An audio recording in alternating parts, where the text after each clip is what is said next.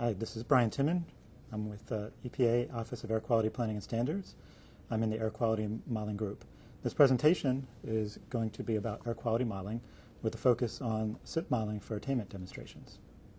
The first part of the presentation is going to be an Air Quality Modeling 101, where I'm going to describe the modeling process. And then the second part of the presentation is going to be more specific to air quality modeling guidance for ozone and PM2.5. Like I said, I'm in the Air Quality Modeling Group, and the first thing I want to do was to talk a little bit about a few of the things that my group does and what we're responsible for. So the first thing is we conduct air quality modeling for regulatory and policy assessments. We support national rules such as NOx SIP call, CARE, heavy-duty diesel rule. The second part of what we do is we provide guidance for the application of air quality models, both for SIP demonstrations and for NSR PSD permitting.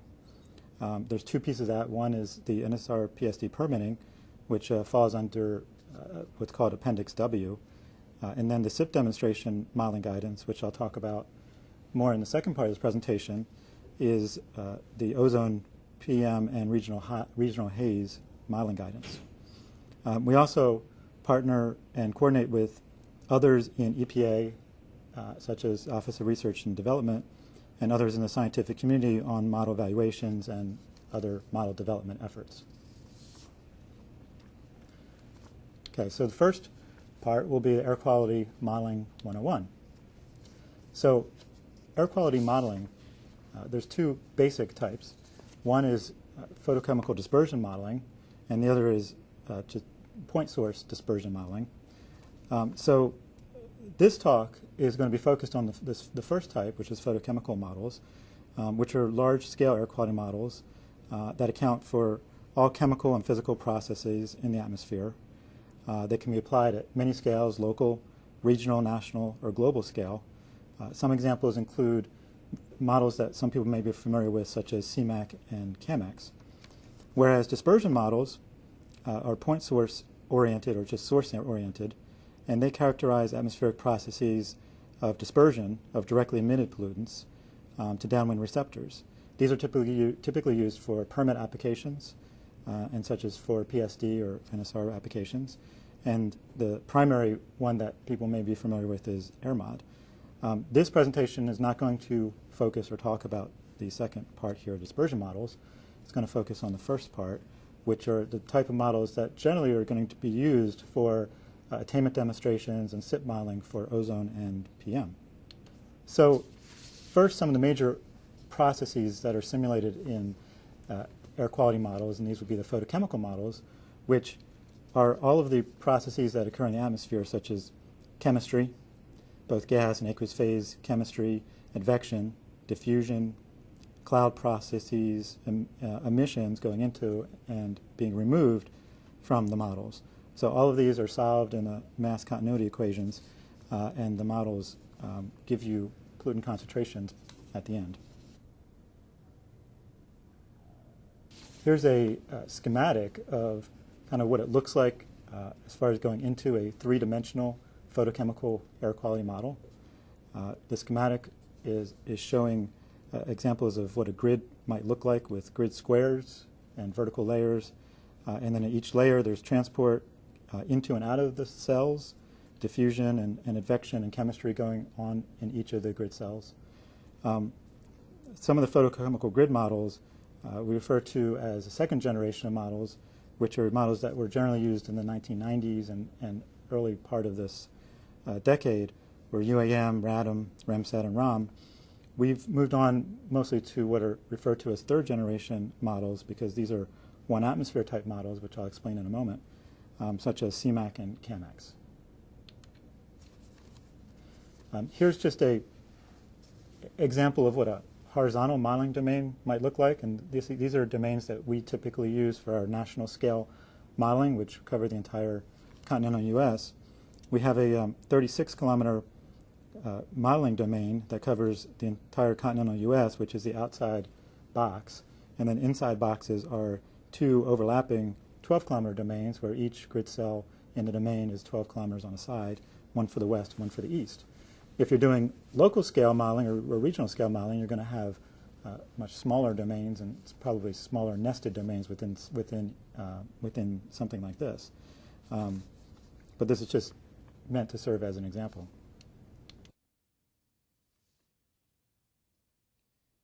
So the current generation of air quality models, these third generation models, which I spoke of, are referred to often as one atmosphere models. And that's because they can do multi-pollutant modeling for ozone and PM, visibility, and also look at acid deposition, air toxics modeling, etc. And they can be run on a multi-scales, international scale, national, regional, and local. They also use advanced computer technologies. Most of them can run in parallel mode across many processors and can run across different platforms.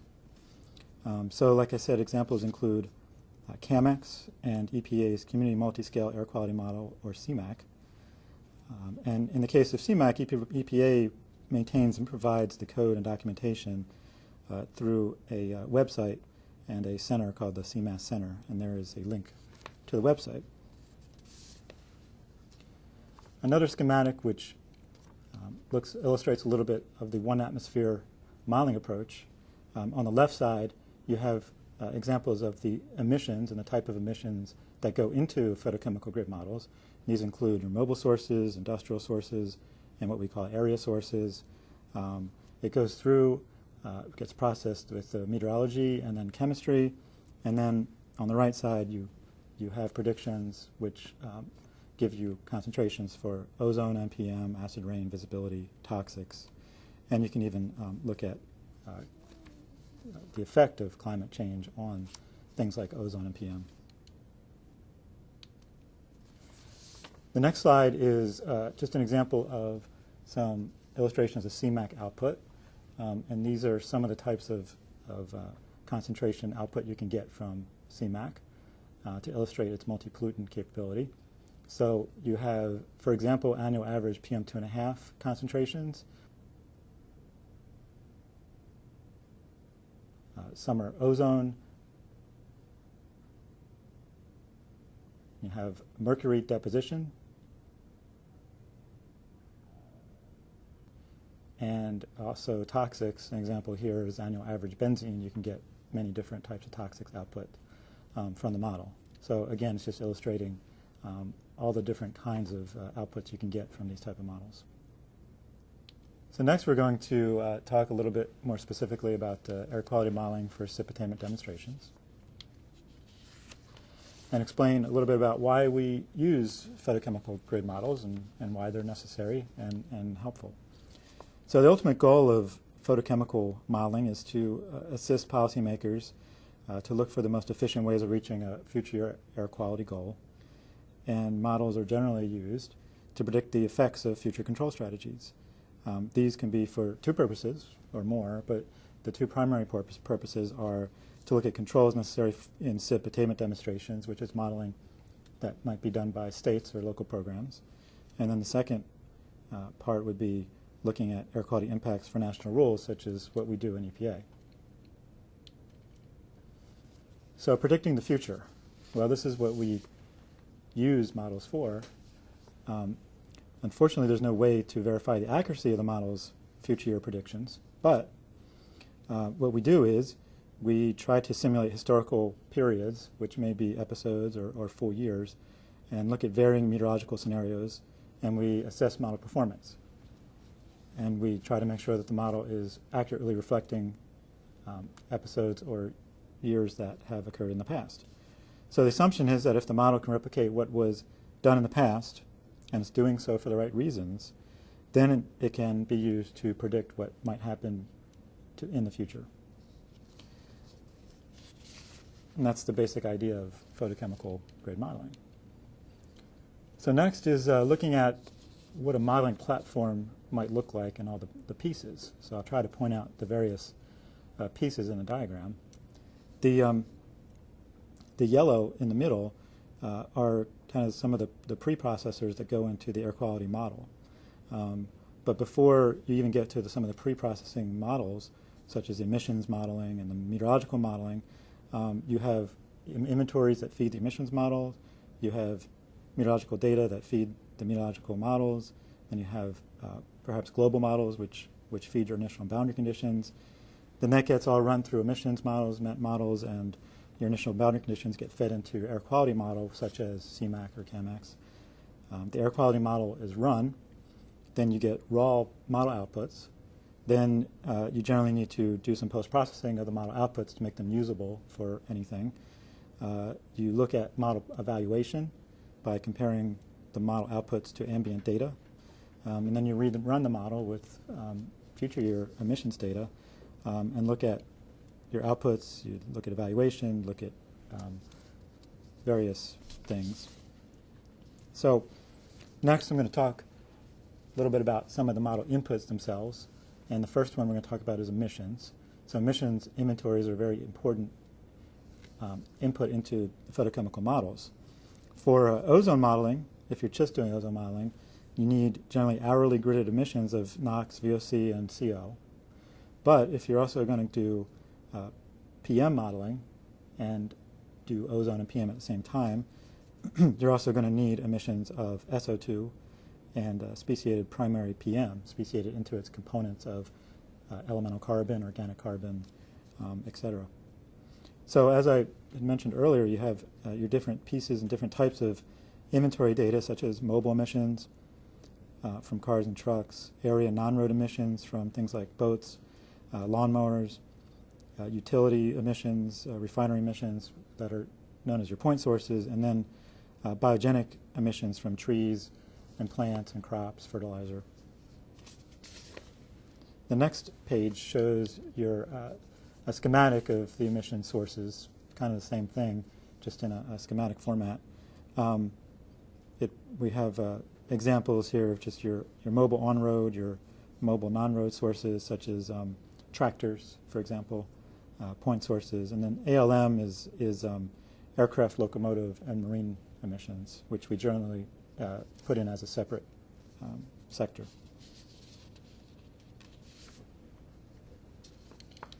Next is just a example of the emissions inputs that are going into a model. This is nitrogen oxide emissions that are going to CMAQ. You can see that they follow the roads more or less. So where the major interstates are and major population is where the largest NOx emissions are. Okay. Then we're going to talk about meteorological inputs to the models. The meteorological models need many variables as gridded hourly data, which are used to simulate the advection and diffusion, the deposition and chemistry of the pollutants. So we need wind fields, we need temperature fields, moisture fields, and then we have to supply vertical diffusion or planetary boundary layer information, as well as many other miscellaneous pieces of data. We generally use gridded data from meteorological models such as MM5 or WRF. I'll mention a little bit more about them later. More information on meteorological modeling is included in the link below. We have a schematic of example of a temperature field, for example. This would be an output from a meteorological model. This is for 1 hour from one day. And you need outputs for every hour of every day for the year, perhaps, but just as an example.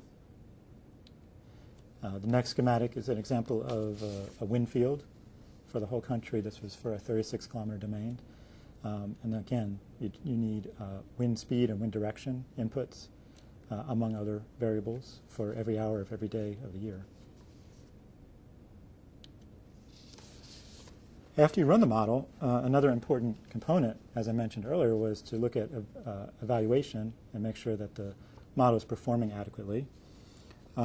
So the most basic type of evaluation is called an operational evaluation, where we might look at statistics such as bias statistics, error statistics, different types of scatter plots, looking at observed versus modeled performance, and then time series plots at various locations.